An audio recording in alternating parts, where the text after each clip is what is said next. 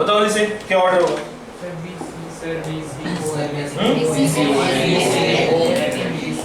इधर देखो बोर्ड पे, जिन लोगों को समझ नहीं आया उनके लिए मैं बता रहा हूँ। देखो P1 से इलेक्ट्रॉन निकालना बहुत अच्छा है, क्योंकि P1 से निकल गया तो इसका ये वाला शेल कंप्लीट हो जाएगा, काइंड ऑफ बोल सकते हो है ना, एग्जैक्टली तो कंप्लीट नहीं होगा क्योंकि सेकंड सेल में बाकी P और D नहीं है, P नहीं है, D तो होता ही नहीं है। यहाँ पे देखो, यहाँ P में 2 इलेक्ट्रॉन है, आराम से निकलेगा। यहाँ पे P में 3 इलेक्ट्रॉन है, इसका हाफ फील्ड कॉन्फ़िगरेशन। क्या है ये? Half field configuration. अगर आपको याद हो तो हाफ फील्ड कॉन्फ़िगरेशन क्या होते हैं? इलेक्ट्रॉन ज्यादा स्टेबल होते हैं।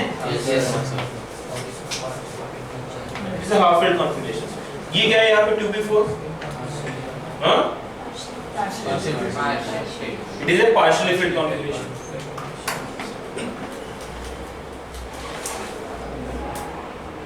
ठीक है, तो जो partially filled configuration होते हैं वो थोड़े से क्या होते हैं? अनस्टेबल होते हैं। यहाँ से इलेक्ट्रॉन निकाल दिया तो क्या बन जाएगा? ये इसमें कन्वर्ट हो जाएगा। ये हमेशा चाहेगा कि मैं इसमें कन्वर्ट हो जाऊँ। लाइफ में हर आदमी चाहता है स्टेबिलिटी हो, पैसा हो, बंगला हो, है ना, कार हो, और लाइफ स्टेबल चल रही हो। सब कोई चाहता है, एक ऑर्बिटल भी वही चाहता है। इसमें जो इलेक्ट्रॉन्स का कॉन्फ़िगरेशन है वो क्या हो? स्टेबल। ठीक है, अगर मैं इसमें से इलेक्ट्रॉन निकाल दूं क्या बन जाएगा? ये बन जाएगा, स्टेबल बन जाएगा। तो ये बहुत इजीली इलेक्ट्रॉन निकालेगा। इसी कारण से ऑक्सीजन का जो आयनाइजेशन एनर्जी है वो कम हो जाएगा। किससे? ट्रेंड क्या मिलेगा हमें बताओ? बोरान होगा, फिर कार्बन होगा, फिर ऑक्सीजन होगा, फिर नाइट्रोजन, फिर फ्लोरीन, फिर neon. This is the trend of ionization. समझ में आया ना? यस, तू नहीं बताइए, वो बताएगा हीरो। ये साइन इसका लेस देन है ग्रेटर देन है? लेस देन है, ठीक है, लेस देन ही है, ग्रेटर देन नहीं है। मतलब B is less than C ऐसे लिखा होगा, C less than। चलो, अरे बहुत कंफ्यूज रहते हैं, मैं बता रहा हूँ, यही बोलना है कि ग्रेटर देन है ना?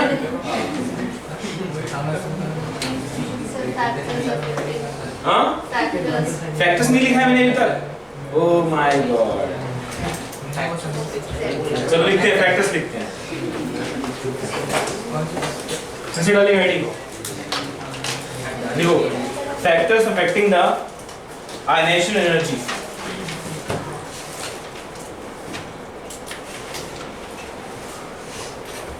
सबसे पहले लिखो एटॉमिक रेडियस,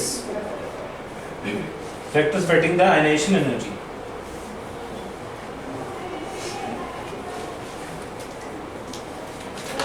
तुम खुद ही बताओगे, मैं कुछ नहीं बताने वाला हूँ।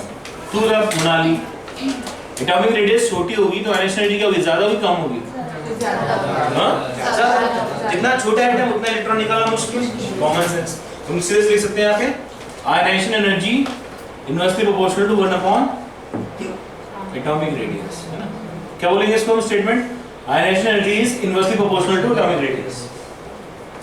रेडियस छोटी है तो आयनाइजेशन एनर्जी ज्यादा। कौन याद करा भाई? पानी पिलाओ इसे कोई, बहुत क्लोज को याद करना है ना? मुंह वाला कौन?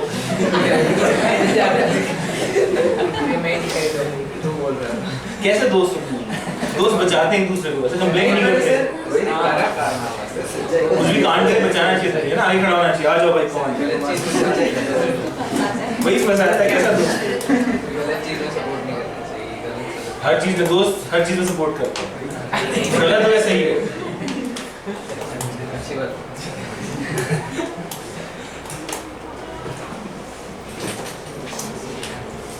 कॉलेज में लड़ाई होती थी तो भले ही हमारे दोस्ती गलती हो, बट हम उसके अगेंस्ट ना जाएंगे।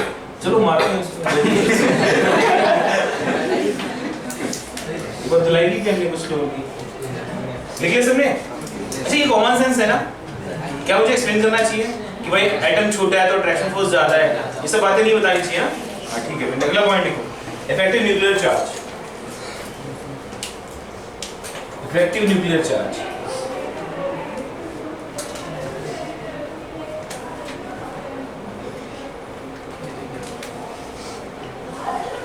बोलते हैं Z इफेक्टिव। तो आप बता दो मुझे क्या करूं मैं? प्रोपोर्शनल लिखूं, inversely proportional? I proportional to Z effective, क्योंकि Z इफेक्टिव जितना ज्यादा होगा एटम उतना ही छोटा होगा। बोल सकते हैं? थर्ड पॉइंट है penetration effect of orbitals.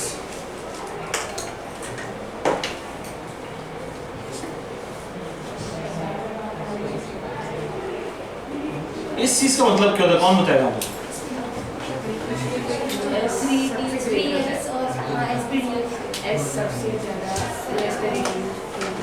Less तो ज्यादा, इसका मतलब समझो s ऑर्बिटल का स्फेरिकली सिमेट्रिक है? तो s ऑर्बिटल न्यूक्लियस सबसे ज्यादा पास में होगा, ऐसा बोल सकता हूं। देखो ध्यान से देखो, मैं एक आइटम बना रहा हूं, इसमें मैंने ये बनाया 3s, क्या बनाया ये 3s, ये बनाया मैंने 3p, है ना? 3s और 3p में इलेक्ट्रॉन है, कहां पे इलेक्ट्रॉन न्यूक्लियस सबसे ज्यादा पास में महसूस कर रहा है? s में, क्योंकि इसका एरिया जो वॉल्यूम है वो क्या है, बिल्कुल न्यूक्लियस के पास में। इलेक्ट्रॉन यहां है तो पास में है, बट यहां हो तो इलेक्ट्रॉन क्या होगा, दूर होगा। ये सुन, इलेक्ट्रॉन जब फ्लो कर रहा है तो क्या होगा, दूर होगा न्यूक्लियस से। तो ऐसा बोलते हैं s का पेनिट्रेशन इफेक्ट ज्यादा होता है, p का उससे कम होता है, d का सबसे कम होता है, क्योंकि d का साइज भी होता है बहुत बड़ा होता है। वैसे चार लोब्स हैं, चारों लोब्स क्या है, न्यूक्लियस से काफी दूरी पर होते हैं, इस टाइप से होता है ये, है ना? ठीक है, मैं कंपेयर कैसे कर रहा हूं, 3s 3p और 3d कंपेयर कर रहा हूं। ठीक है, तीनों ऑर्बिटल्स क्या है, सेम शेल के। तो जो ऑर्बिटल जितना दूर होगा उसका न्यूक्लियस से अट्रैक्शन उतना ही कम होगा। किसका अट्रैक्शन सबसे कम होगा फिर, d का, d का सबसे कम होगा और s का सबसे ज्यादा होगा। इलेक्ट्रॉन अगर s में है तो s में तो निकालना इजी होगा या मुश्किल होगा? ये बात देखिए, लिखो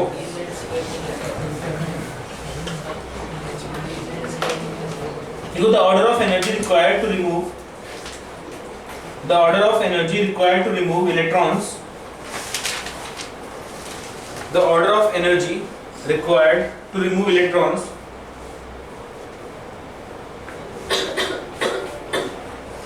from s, p, d, f subshell follow the order s, फिर p, फिर d, फिर f।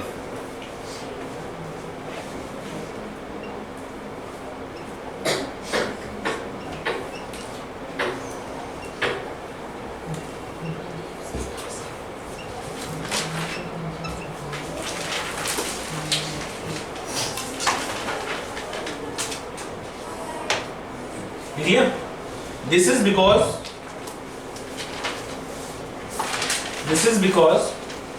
the distance of electron from the nucleus,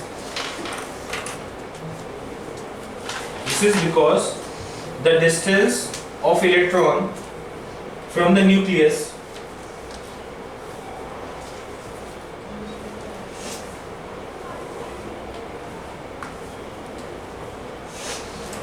is maximum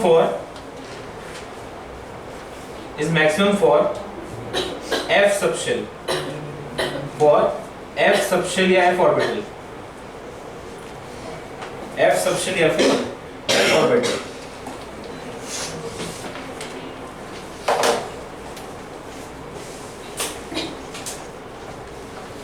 f subshell या फिर f orbital, ठीक है?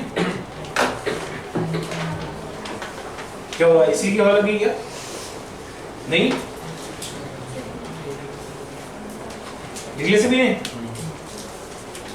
अगर हम पेनिट्रेशन इफेक्ट की बात करें तो पेनिट्रेशन मतलब होता है कि कौन कितना न्यूक्लियस से पास है। तो पेनिट्रेशन सबसे ज्यादा किसका होना चाहिए, s ऑर्बिटल, ठीक है? तो यहाँ पे ऐसे ऑर्डर लिखे ना, s फिर p फिर d फिर f।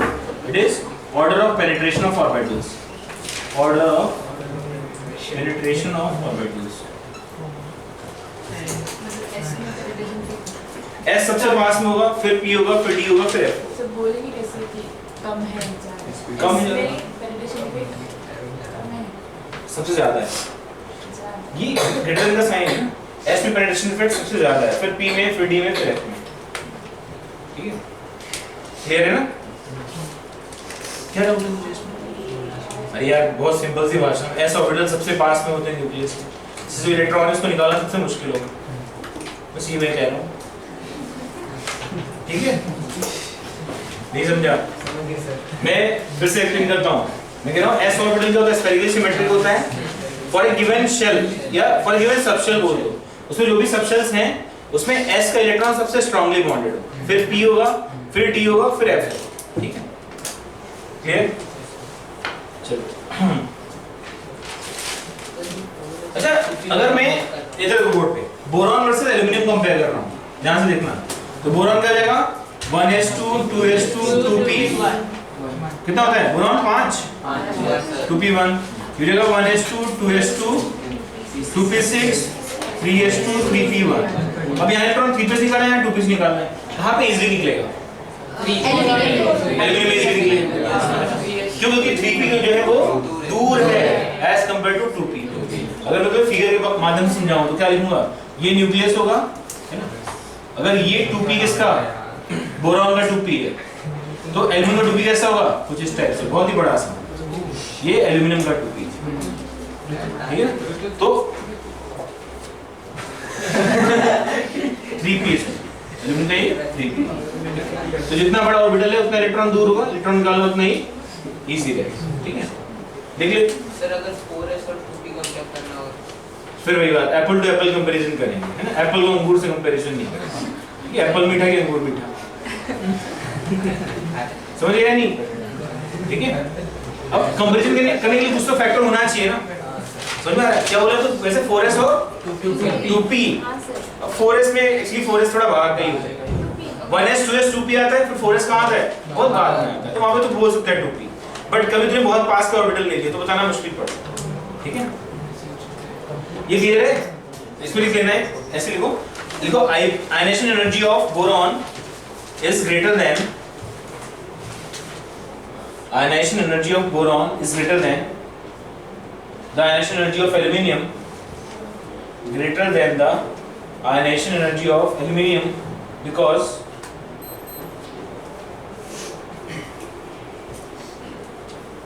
the penetration power of 2p is more than because the penetration power of 2p orbital is more than देख ले भाई the penetration power of 2p orbital is more than that of 3p orbital more than that of 3p orbital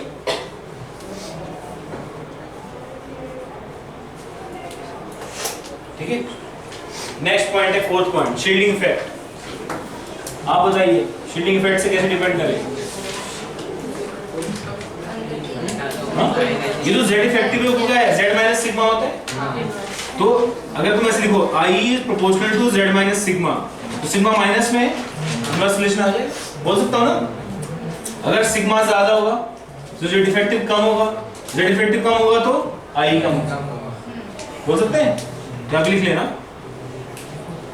shielding effect is inversely proportional to ionization potential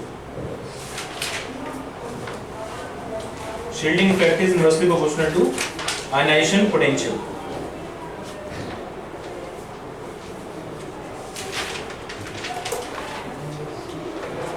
last point stability of half filled and fully filled orbitals कौन सा point है ये fifth point लिख लीजिए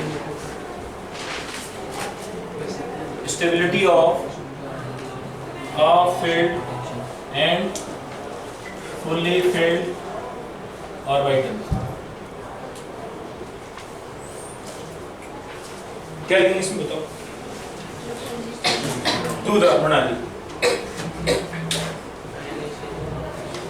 sir half electrons मतलब half जो orbitals होंगे उसमें से इलेक्ट्रॉन निकालने के लिए ज्यादा आयोनाइजेशन एनर्जी लगेगी ज्यादा एनर्जी देनी पड़ेगी क्योंकि वो ऑलरेडी फिल्ड स्टेबल कॉन्फ़िगरेशन है यार कोई स्टेबल सिस्टम को तोड़ना मुश्किल होता है ना कोई अनस्टेबल सिस्टम को तोड़ना क्या होता है इजी है ना किसी फैमिली में पहले से लड़ाई हो रही है ना या दो फ्रेंड पहले से लड़ रहे हो किसी एक को धोना है ले जाओ साइड में दिल दो भाग जाएगा डर के बट दो स्ट्रांग फ्रेंड्स हैं बहुत गहरी दोस्ती है ठीक है तो एक को मारेगा दूसरा बैठ गया कैसे मारेगा मेरा दोस्त है ऐसी फ्रेंडशिप होनी चाहिए मुझे इस तरह मानी थी तू भी उसके पीछे पड़ा रहता है ये देखो कभी नहीं सुधरेंगे वो और ये स्टार्टिंग से आ रहे हैं काफी पुराने स्टूडेंट्स हैं मतलब क्वांटम के कौन आया था पहले तुम दोनों थे और वो दोनों थे ना और कौन था रिया थी रिया रैंकर्स बैक ये गदर तो बाद में है ये एप्पल से आ रहे हो ना तुम लोग वो भी फर्स्ट डे से आया D1 से आया तू D1 से आया था बीच में गायब हो गया था शायद गायब रहा ना कुछ दिन तक तेरे को कैसे पता? छुट्टी थी पता नहीं। तो मैं चलो इधर देखो बैठ, ये इसको लिख लो एक बार, देखो लिखो in general as you move from left to right, in general as you move from left to right, ionization energy increases.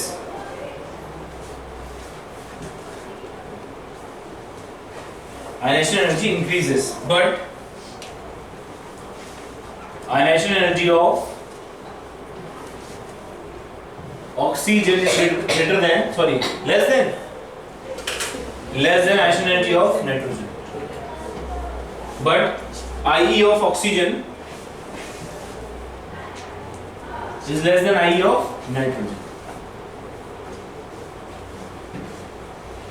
ठीक है, लिख दो IE of oxygen is less than IE of nitrogen. First of all, you go. This is because half-filled configurations are more stable. This is because half-filled configurations are more stable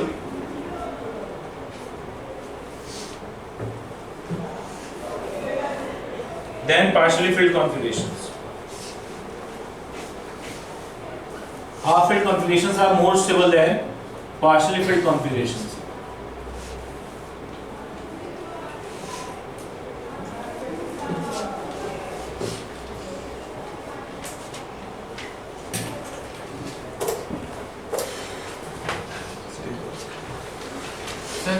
बोलो sir. Sir ये पूरे में ionization energy की बात चल रही है factors, ठीक, लेकिन शिवलिंग इफेक्ट में आपने आयनाइजेशन पोटेंशियल लिया। नहीं यार, स्टार्टिंग नहीं बोल दिया था मैंने, K इक्वल टू QB होता है, हाँ तो जो पोटेंशियल है वही एनर्जी है, बीच में डिफरेंस इसका है इलेक्ट्रॉनिक चार्ज का। जब ये दोनों प्रोपोर्शनल कुछ भी यूज कर सकते हैं, तो ये बहुत बुरा लग रहा है तो वहाँ आयनाइजेशन एनर्जी लिख दो, ठीक है, खुश रहेगा। मैंने स्टार्टिंग में बोला था ना, आप चाहो तो EV में लिख दो, चाहे वोल्ट्स में लिख दो, कोई डिफरेंस नहीं है, ठीक है। मैग्नीट्यूड वैल्यू सेम आएगी दोनों की। अगर मैं बोलूं 2.5 EV है तो 2.5 वोल्ट्स भी आएगा। फिर वो सब उसका चार्ज का क्या वहाँ पे रोल होता है? वोल्ट से EV में भी तो चले गए, इलेक्ट्रॉनिक चार्ज कैंसिल हो जाएगा वहाँ से। 1 EV is equal to 1.6 into 10⁻19 joules, याद आ रहा है? तो जो अगर तुम्हें याद हो, मैंने स्टॉकिंग पोटेंशियल बताया था, जो kinetic energy in electron volts होती है वही स्टॉकिंग पोटेंशियल इन वोल्ट्स होता है। ऐसा स्टेटमेंट बोला था कभी? वही बात है। तो आप आयनाइजेशन पोटेंशियल बोलो या आयनाइजेशन एनर्जी, एक ही बात। ये तो हो गया। नेक्स्ट हेडिंग डब्ल्यूसी में पीरियोडिसिटी ऑफ आयनाइजेशन पोटेंशियल, है ना? इसमें कुछ मैं इंपॉर्टेंट ट्रेंड्स दिखाऊंगा, कुछ एक्सेप्शंस भी डिस्कस करूंगा। Periodicity of ionization potential. Time कितना बचा अपने पास? हो गया। अच्छा भाई, जाओ फिर घर, जाने वाले को किसने रोका है?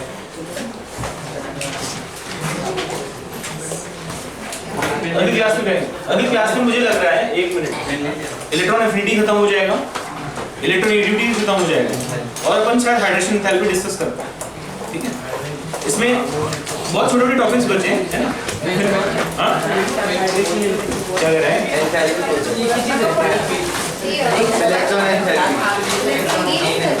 यस,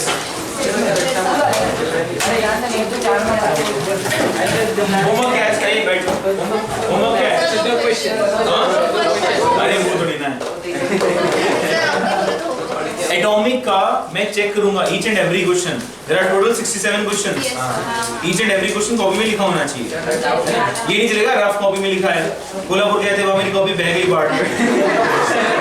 सब माने नहीं चलेंगे। आप कुछ क्वेश्चन पहले करे थे, कुछ बाद में करे तो तूने तो किए, मुझे पता है ना, चलेगा। हां, रफ कॉपी नहीं, प्रॉपर्ली लिखा होना चाहिए। वापस मैंने क्या